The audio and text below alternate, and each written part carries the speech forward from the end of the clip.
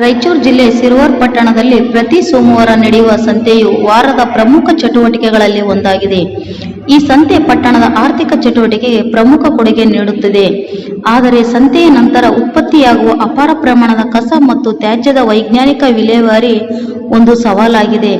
ಸೋಮವಾರ ಸಂತೆಯ ಕಸವನ್ನು ಮಂಗಳವಾರದಂದು ಪಟ್ಟಣ ಪಂಚಾಯಿತಿ ಸಿಬ್ಬಂದಿ ವರ್ಗದವರು ಸ್ವಚ್ಛಗೊಳಿಸುತ್ತಾರೆ. ವ್ಯಾಪಾರಿಗಳು ಮತ್ತು ಗ್ರಾಹಕರು ಬಿಟ್ಟು ಹೋಗುವ ತರಕಾರಿ ತ್ಯಾಜ್ಯ, ಹಣ್ಣಿನ ಸಿಪ್ಪೆ, ಪ್ಲಾಸ್ಟಿಕ್ ಚೀಲಗಳು, ಕಾಗದ ಮತ್ತು ಇತರೆ ಮಿಶ್ರ ಕಸವನ್ನು ಸಿಬ್ಬಂದಿ ಸಂಗ್ರಹಿಸಿ ನಗರದಿಂದ ಹೊರ ಹೋಗುವ ತ್ಯಾಜ್ಯ ವಿಲೇವಾರಿ ಘಟಕಕ್ಕೆ ಸಾಗಿಸುತ್ತಾರೆ. ಪಟ್ಟಣದಲ್ಲಿ ಬೀದಿ ದನಗಳ ಹಾವಳಿ ಹೆಚ್ಚಾಗುತ್ತಿರುವ ಹಿನ್ನೆಲೆಯಲ್ಲಿ ಪಟ್ಟಣ ಪಂಚಾಯಿತಿ ದನಗಳ ಮಾಲೀಕರಿಗೆ ಕಟ್ಟುನಿಟ್ಟಿನ ಎಚ್ಚರಿಕೆ ನೀಡಿದೆ. ಪಟ್ಟಣದ ರಸ್ತೆಗಳು, ಸಾರ್ವಜನಿಕ ಸ್ಥಳಗಳು ಮತ್ತು ಉದ್ಯಾನವನಗಳಲ್ಲಿ ದನಗಳು ಅಡ್ಡಾದಿಡ್ಡಿಯಾಗಿ ತಿರುಗಾಡುವುದರಿಂದ ಸಾರ್ವಜನಿಕರಿಗೆ ತೊಂದರೆಯಾಗುತ್ತಿದೆ. ರಸ್ತೆ ಅಪಘಾತಗಳು, ಸಂಚಾರ ಅಡಚಣೆಗಳು ಹೆಚ್ಚಾಗುತ್ತಿವೆ. ಪಟ್ಟಣ ಪಂಚಾಯಿತಿ ಇನ್ನು ಮುಂದೆ ಬಿಡಾಡಿ ದನಗಳ ಮಾಲೀಕರ ವಿರುದ್ಧ ಕಟ್ಟುನಿಟ್ಟಿನ ಕ್ರಮ ಕೈಗೊಳ್ಳಲು ನಿರ್ಧರಿಸಿದೆ. ತಮ್ಮ ದನಗಳನ್ನು ರಸ್ತೆಗಳಲ್ಲಿ ಅಥವಾ ಸಾರ್ವಜನಿಕ ಸ್ಥಳಗಳಲ್ಲಿ ಬಿಡುವ ಮಾಲೀಕರಿಗೆ ದಂಡ ವಿಧಿಸಲಾಗಿದೆ.